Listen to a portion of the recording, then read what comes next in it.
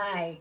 It was such a hot day in Possum Trot a few days ago. So I thought I would take a walk down just out toward the end of town. A lot of beautiful shade trees out there. Oh, Possum Trot. Can't forget my Possum Trot storytelling hat. And I was walking out to where the stores end, and then it just goes into little houses, and then it gets farther and farther out. But it was so hot, and it just felt so good walking under those nice shade trees. And I had a little container of water with me, and just sipping on my water.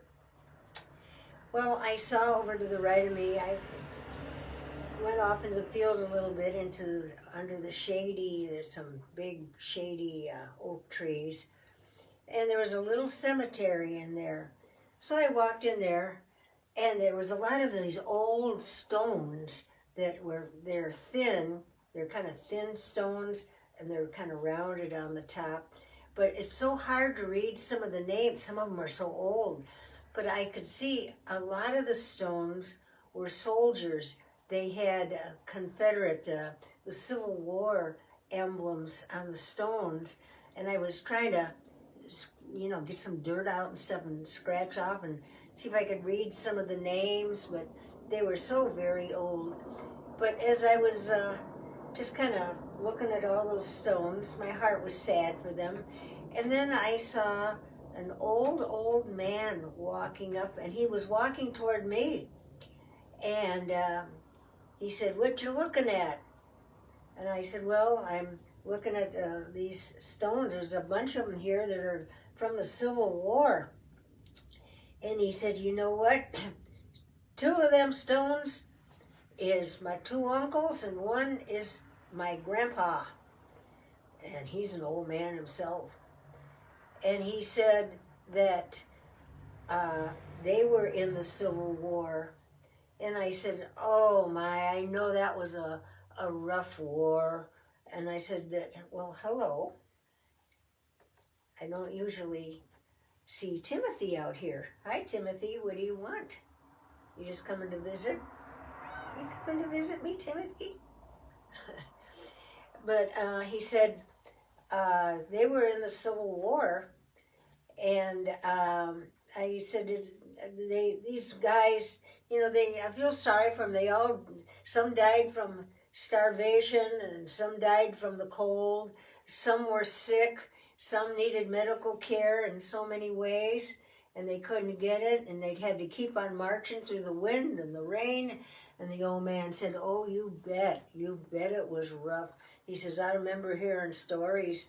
And he said, in fact, there's one story that my two uncles died in a very bad way. And I said, "Well, how was that?"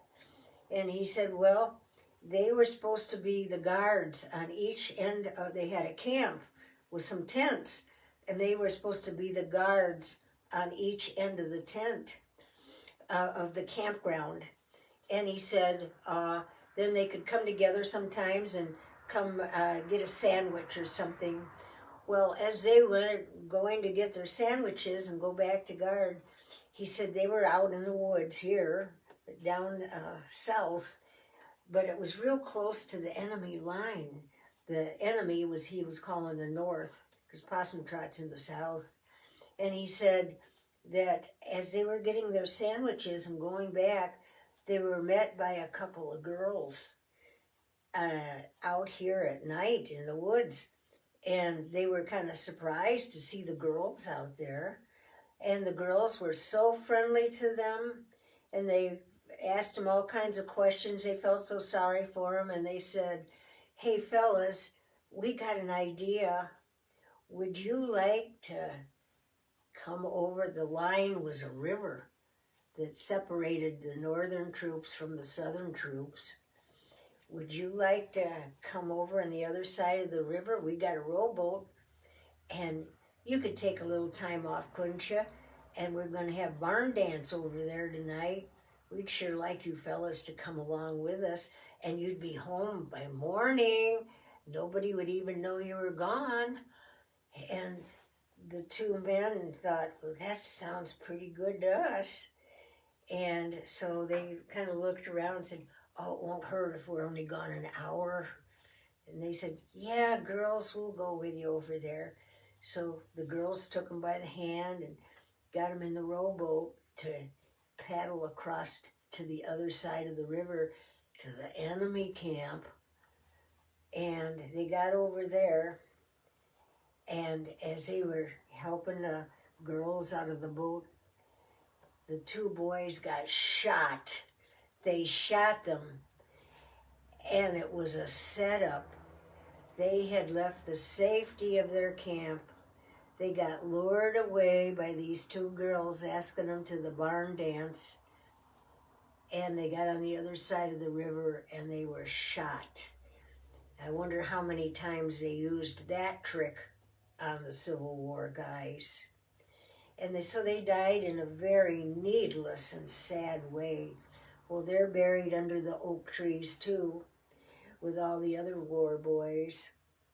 But you know, I'm thinking, that's what happens to us so many times. When I see, especially the younger generation, they'll be so sidetracked with instead of doing what they should be doing, so sidetracked with the other pleasures of this life and filling up their time with needless things that are not important at all. And I'm thinking of all of the wasted time on just surfing the internet and scrolling on the tablets, all the wasted time just watching television, all of the wasted time on so many different things nowadays. In fact, there's a couple of boys that live across the street from me, and they's always got these earphones in the speakers in their ears. You can't even see any cords or anything now. But you'd think that there's nothing there, but they're listening.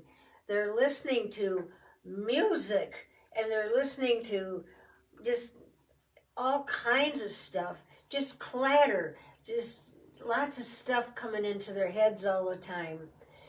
And I'm thinking, how many times, that's one of Satan's biggest weapons against those of us who love the Lord. Is there's nothing wrong with the earphones, and there's nothing wrong with television or a computer, or the internet, the scrolling or whatever. There's nothing wrong. But what it is wrong is when it becomes time consuming and it takes up, and Satan lures us, just like those girls lured those young men, those soldiers, into the enemy camp. That's one of Satan's biggest weapons, is kind of a attractive lure to these things, sort of like a fish looking for the lure, looking for food.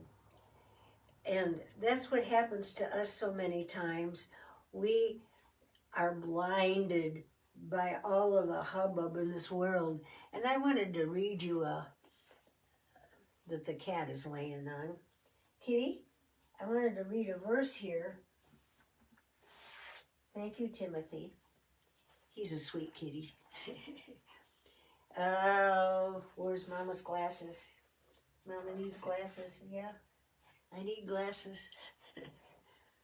I want to read you a verse here. Romans chapter 2.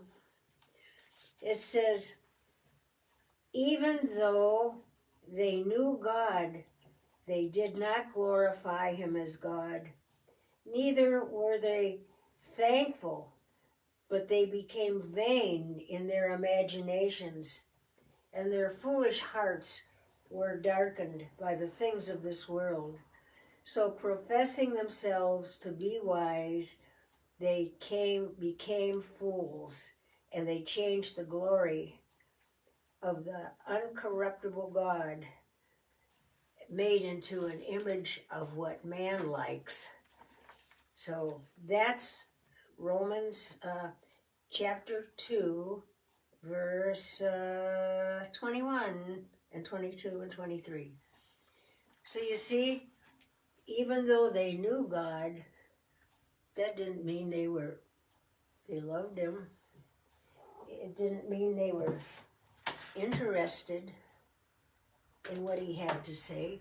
We can know somebody, but we really don't know them. We just know about them. But really, be cautious. That's one of Satan's biggest weapons is deceit and filling up our time with foolish things that don't last. Just a filler, that's all it is. But that's what Satan wants to do to us. That's a big weapon he's got. Don't fall for it. Spend time with the Lord. Oh, you'll be so blessed. So blessed if you do.